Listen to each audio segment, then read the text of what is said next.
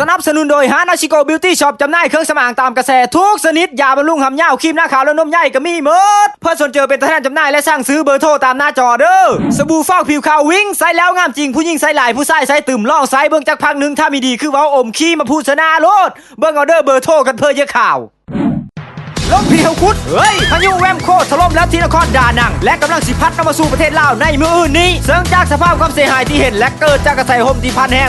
กระแสลมพอพิษเกิดจากกระแสลมที่พัดแห้งยิ่งกว่าแห้งดันของต้นที่อ้นมา3 เดือนลมพีเฮาคุดแวมโคได้พัดทุกอย่างที่ขวางหน้าแม้แต่ขี้มูขี้มาก็มียั่งงานนี้ขอน้อยเป็นเต็งเวียนได้เพียง3 คำว่าแม่งกว่าเจยเห็นความรุนแรงของพายุแบบนี้ก็ขอฟ้าข้าวไปถึงบรรดานักศึกษาที่กำลังไปศึกษาต่ออยู่นครดานังว่าระมัดระวังตัวแน่เด้อปี 2013 กูเคยพบมาแล้วพายุถล่มอยู่ดานังนะผู้ค้าไปเห็นต่ออยู่ดานังเป็นปีเกมภาษาเวทอยู่ในหอกซื้อฟาร์ม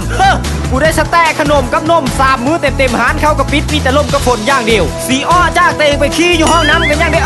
หาหมู่มาซอยดึงประตูแนวลมมันแห้งย่านประตูนี่หำจังแม้นว่าทุกคักฟ้าทามเข้าถึงบรรดานักศึกษาลาวที่กำลังศึกษาต่ออยู่ดานังว่ากากบานที่อยู่ซื้อฟาร์มกินเต้งไว้งื้อว่าแบ็คควาเป็นเอาเลยนะสูยังอยู่ดีมีแห้งควายแข็งเข้าแซ่บคือเก่าอยู่บ่ระมัดระวังในเด้อเป็นโฮงสุดท้ายก็ขอเข้าเจอสปอนเซอร์เจอดีมีว่าจะเป็นฮานาชิโกบิวตี้ช็อปและครับอินเทอร์เน็ตความไวสูงบริการแท่งบาทและคาสิโนออนไลน์และสบู่ฟอกผิวขาววิ่ง